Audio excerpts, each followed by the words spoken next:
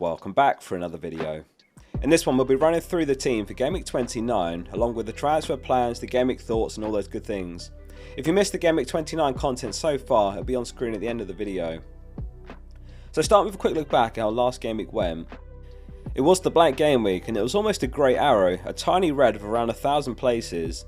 It was captaincy which decided the fate of the green or red arrow for most managers, and well done if you went for Saka captain. Fortunately Kane didn't blank, which lessened the blow, but it was a huge swing of points, Saka's biggest score of the season. The week before that Kane actually put up his biggest score of the season, so it could have gone either way. The hit for Chilwell was also a deciding factor on the green or red. No hit would have meant a small green rather than a small red. However, he is a long-term purchase and the hope is that he can come good this week. Longer term, it doesn't really matter if a player comes good the week you buy them or over several weeks, the total points are the same, but of course you'd always rather a hit is immediately repaid. In my case, Henry scored 2 and Chilwell scored 1, so it was a 1 point loss. A surprise result with Chelsea conceding twice to Everton at Stamford Bridge. They do have another 2 home games up next this double game week. I've been going back and forth all week on which direction to take the team moving forward. Let's have a look at how the team is set to line up and the transfer plans this week. And right before that, here's how I'm lined up this week on SoRare. Did very well in my first ever game week before the break, and I'm going to back Maddison for captaincy this week. If you've not played SoRare before, it's a really fun, free game with a lot of similarities to FPL. It's really well designed so that you can jump in at any point and you're never too late to the party. Cards are tradable and they can be won each game week. You can even sell your cards for money. Click the link at the top of the description to join my mini league now. So starting off in goal, can Steele's heroics continue? The 3.9mm keeper racked up an 11 pointer last time out, the week he was brought in. If you caught this week's FPL tips video, Brighton topped the clean sheet odds, given a 64% chance of keeping at least one across the 2 games. They're up against Brentford and Bournemouth. He also tops the goalkeeper projections this week. If he can keep playing well, he'll be such a useful asset for the remainder of the season, with Brighton also doubling in Game Week 34 and potentially Game Week 36 and 37 as well. The defence is Botman, Trippier and Chilwell. Botman did miss international duty with a minor injury, but he's seen back in training this week, so no immediate concerns there. If anything, it might have done me a favour had he been a doubt, as the bench is an absolute nightmare this week, having used the bench boost a couple of game weeks ago. Fortunately, it was a successful bench boost, which will soften the blow this week. Trippier sits at 154 points with 12 games to play, so he's 60 points shy of breaking the all-time record, which is Robertson's 213 set back in 2018-19. So he needs to average 5 points per game for the remainder of the season to set a new record. Can he do it? Up to this point he's averaged 5.9 points per game, so it could be very close. A few tough games ahead though include Man United, Spurs, Arsenal, Chelsea and Brighton. Chilwell completes the back 3 for another pair of home games against Aston Villa and Liverpool. Hopefully Potter's learned from mistakes made against Everton last game week. They were very comfortable before he made some negative substitutions in my eyes, taking Pulisic off for Gallagher when they were cruising and looking quite threatening. A couple of tougher fixtures regardless, but we've got Chilwell for his potential attacking returns, not just clean sheets. The midfield is March, Mitoma, Maddison, Rashford and Saka. It's a great double game week to be double up on Brighton mid, or even better if you're tripled up, though I've not seen many teams set up that way. It's worth sharing a graphic from early this week again, because I'll be talking about it more in the transfer plans later as well. If we look at points scored this year, Mitoma's 4th in the league, March is 7th, and they've played the joint fewest games. Incredible value available, and a double game week, what more can you ask for?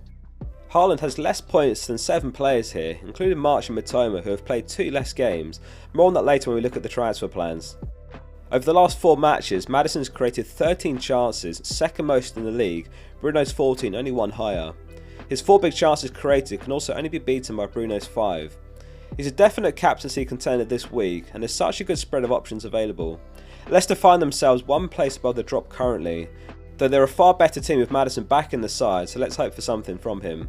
And at just shy of 10% ownership, he could make a big difference. Rashford gets the armband currently, but this may change dependent on the transfer plans. He's back in light training this week. My gut feel is that he will be in full training before the deadline and start against Newcastle, perhaps come off by the 80-minute mark at most. Based on that, he's a very viable captain, and the Brentford game at home is Man United's chance for revenge after the shock 4-0 loss all the way back in Game Week 2. On the community tab on my channel, I've just put a captain poll up, so make sure you get your vote in. Saka completes the midfield, and what a headache he is for many of us. When do you ever sell a player after an 18-pointer? Never happens. 13 points clear as the top scorer midfielder and home to Leeds as well.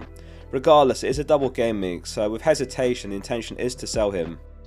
The front two is Tony and Watkins. There's been no news as far as Tony's potential ban, reportedly a hearing's in April, and reportedly he's admitted to some charges but not others. It sounds like he'll definitely be banned at some point, but it should hopefully come after the double game week if it does come, at which point then he'll be moved on anyway. He's extremely highly owned, so it's a transfer I'd like to move fast on if he does get banned or gets the yellow card suspension. He is walking the tightrope on that front as well, 1 yellow away from missing 2 games. Watkins completes the team in the form of his life under Emery, and he can become the first Villa player to score in 5 consecutive away games if he nets against Chelsea. Preferably if he were to score in either game, the Leicester game would be better due to owning Chilwell. In FPL sometimes you have a forward or midfielder up against one of your defenders. It's not ideal, but it's worth accepting that at times it does happen, particularly in the double game week. One way of looking at it is if you didn't own Chilwell, then you'd hope for a Watkins goal. But if that didn't come and Chilwell kept a clean sheet, then you've missed out. Or vice versa, if you own Chilwell and not Watkins, then you'd hope for a clean sheet, but if Watkins scored, it means you miss out twice. I've strapped myself in for bench pain this week. It's Raya, Kane, Zinchenko and Gabriel. The bench boost is already used. It's exactly the same situation as those who didn't bench boost in Game Week 27, where you all had a strong bench but didn't use the chip. It's the reverse and it's my turn for pain this week. Whatever happens, fortunately the bench boost went well in 27 with 29 points bench boosted. Who knows what we'll see from Spurs and Kane post Conte's sacking. He's a top professional and I'm sure he'll do well regardless. I'm not sure if we'll see much improvement with an interim manager in place for now. They'll probably continue with the same system as well. So let's talk about the transfer plans. 1 transfer free and 10-11 starters have a double game week, so it's the Saka dilemma that remains. In my case there's 2 dilemmas I'm actually weighing up. One is being widely considered, which is Saka to Fernandes. We talked about Bruno's numbers earlier, topping the league for chances created and big chances created over the last 4 games, and he's on penalty duties, tends to play 90 minutes every week as well. Doing that also leaves enough money in the bank for Tony to Haaland in Game Week 30. However, I'm in a position where I'm very sure of where I want to be at this point, so I'm considering Saka to Salah and then captaining Salah.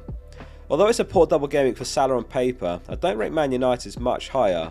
Salah is fixture proof as well, and he has a very good record against Man City in particular, and for the first time in a very long time, Liverpool will soon have Darwin, Jota, Diaz, Salah, Firmino, Van Dijk and Konate all fit. Essentially a full strength team and only the Premier League to focus on, no other competitions.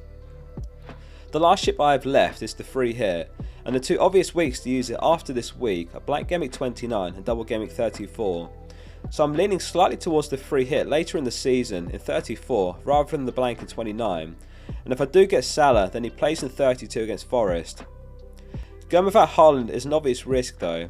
What we do know is he's not in train this week, and Man City have Game Week 30 and Game Week 31 either side of the Champions League against Bayern Munich. I'd need him to ideally sit one of those games out to help sway things in my favour, as I will be forced to captain elsewhere as well. Though referring back to the earlier chart, 7 players have outscored Haaland this year, and 4 of those have played fewer games, so clearly going without Haaland can work. If nothing else, it will be fun to deviate from the template once more, like with the Game Week 27 bench boost, which halved my rank. Let me know in the comments what your thoughts are.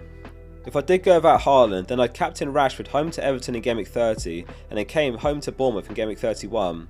And then Haaland would come back into the team in Game Week 33 in all likelihood, so it's a 4-week play basically. As always, I'll confirm my final team on the community tab on my channel and on Twitter and Instagram, so make sure you're following, links below. If you enjoyed the video, please drop it a like before you go and make sure you're subscribing. Big upload tomorrow as we check in with the experts to see what they're doing this week. See you soon for the next one.